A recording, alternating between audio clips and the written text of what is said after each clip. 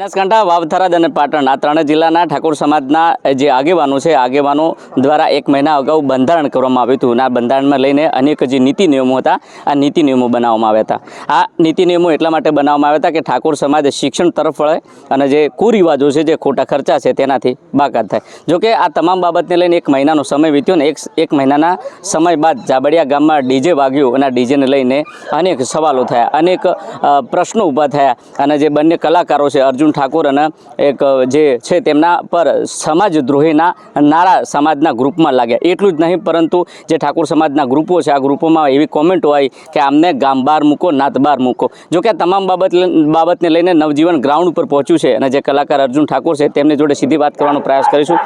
શું કહેશો, આ જે ડીજે ઉપર છે, જે ડીજે ઉપર સમાજે પાબંદી કરી હતી, પરંતુ આજે આ પાબંદીમાં ક્યાંક ને ક્યાંક સવાલ ઊભા થયા છે, ક્યાંક ને ક્યાંક તમારા ઉપર સમાજદ્રોહીના નારા લાગ્યા છે. શું કહેશો? તો બધાને જય સદારામ બાપા. મિત્રો, જે આપણે બંધારણમાં ઠાકોર સમાજનું બંધારણું, એ બંધારણ અમે વાંચ્યું હતું. એ બંધારણ અંદર ફર્સ્ટ લખેલું હતું કે તમે જોન લઈને જો તો હોમા પક્ષમાં ડીજે ના લઈ જઈ શકો. તો અમે કોઈ ડીજે અમે જોન લઈને ગયા તો કોઈ ડીજે લઈ ગયા નહીં. અને જે હોમા પક્ષમાં અમે જોન લઈ ગયા હતા તો 2 જોનો આવી હતી. તો જે હોમા પક્ષમાંથી જોન આવી એમાં 2 ડીજે હતા. એ ગોમ પણ બનાસકાંઠામાં જ છે અને જે જોન આવી એ પણ બનાસકાંઠામાં છે. તો આપણે જે સમાજનું બંધારણ હતું એનું ઉલ્લંઘન કર્યું નથી. અને અમે સમાજના બંધારણ અને સમાજની અંદર લખેલું હતું કે તમે વાજિંત્રા આવે, જે શરણાઈ, ઢોલ અને જે તરતડિયા વગાડવાનું આવે છે એ અમે લઈ ગયા. અને જો અમારા ડીજેની અંદર અમે ખર્ચો કરીએ તો અમારે 4 થી 5 હજારમાં પટી જાય. અને જે શરણાયું, ઢોલ ને બધું ગયા એમાંથી અમારે 17,000 કે 15,000 અમે ખર્ચો આલી અને અમે લઈ જાય. તો જે બંધારણ કર્યું છે એના કરતાં ખર્ચો આમાં વધારે થાય છે ડીજે કરતાં. અને જે અમારા ગામમાં અમે વરઘોડું કર્યું, અમે લાઈવ ગઈને અમારા માટે લાઈવ પ્રોગ્રામ ગણાય છે. અમે કોઈ ડીજેનું કર્યું નહીં, બરાબર?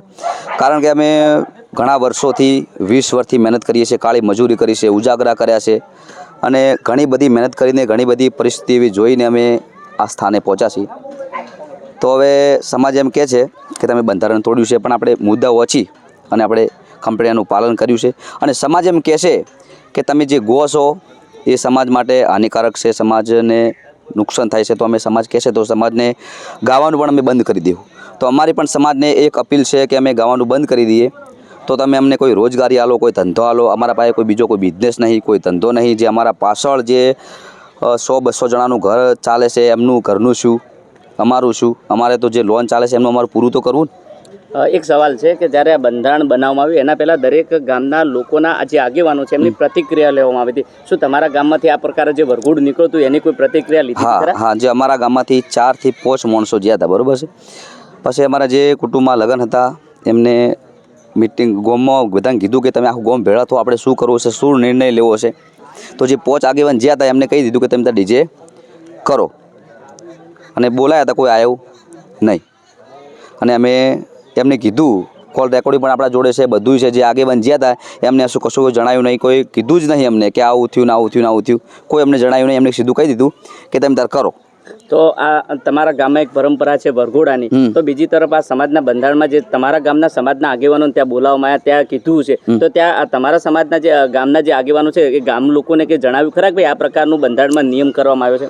અમારા ગામમાં કોઈ મિટિંગ નહીં કરી કે કોઈ અમને જણાવવામાં આવ્યું નહીં. અને જે અમારા કાકાના કુટુંબમાં લગ્ન છે એમને કીધું હતું કે તમે જે મિટિંગમાં જ્યાં હોય એ બધા ભેળા થો અને નક્કી કરો કે આપણે શું નિર્ણય છે, શું કરવું છે. પણ જે માણસો અમારા ગામમાંથી જે મિટિંગમાં જતા એમને કહી દીધું ફર્સ્ટ કે તમે ડીજે કરો, ડીજેની છૂટી છે.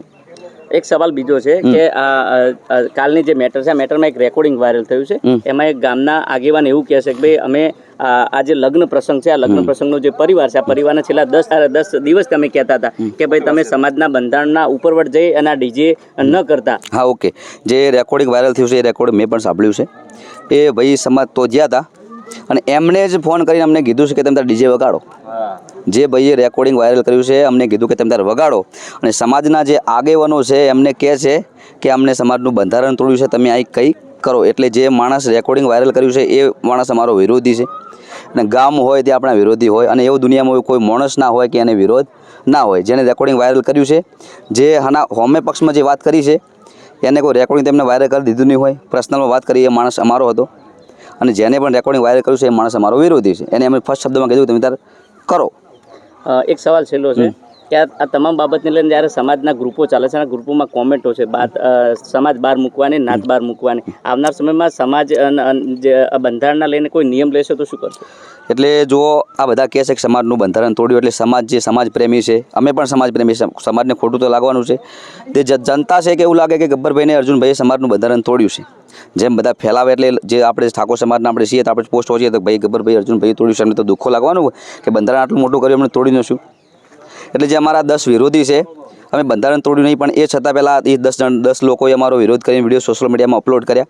એટલે એક વિડીયો જોવે એટલે બધા પણ શીખે કે આમને સાચી વાત છે, તોડ્યું છે. પણ આપણે જે 16 મુદ્દા હતા એ કમ્પ્લીટ વાંચ્યા અને વાંચીને આપણે એનું ફર્સ્ટ પાલન કર્યું છે.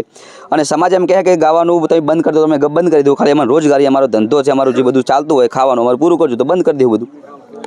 તો આ હતા જે કલાકાર છે અર્જુન ઠાકોર હતા. તેમનું કહેવું છે કે જે જાબડિયા ગામના જે આગેવાનો છે, આગેવાનો સમાજના બંધારણમાં પહોંચ્યા હતા, હાજરી આપી હતી અને તેમના દ્વારા જે મિટિંગમાં ચર્ચા વિચારણા કરવામાં આવી હતી, આ ચર્ચા વિચારણા ગામ લોકો સુધી મૂકવામાં આવી નથી અને આખરે તેમના દ્વારા કહેવામાં આવ્યું છે કે ભાઈ તમે ડીજે વગાડો. ત્યારે સવાલ એટલો છે કે આ જે તમામ બાબત છે, આ બાબત કલાકાર કહી રહ્યા છે. જોઈએ આવનાર સમયમાં ઠાકોર સમાજના આગેવાનો દ્વારા આ બંધારણને લઈને શું કાર્યવાહી કરવામાં આવશે તે તો આવનારો સમય બતાવશે.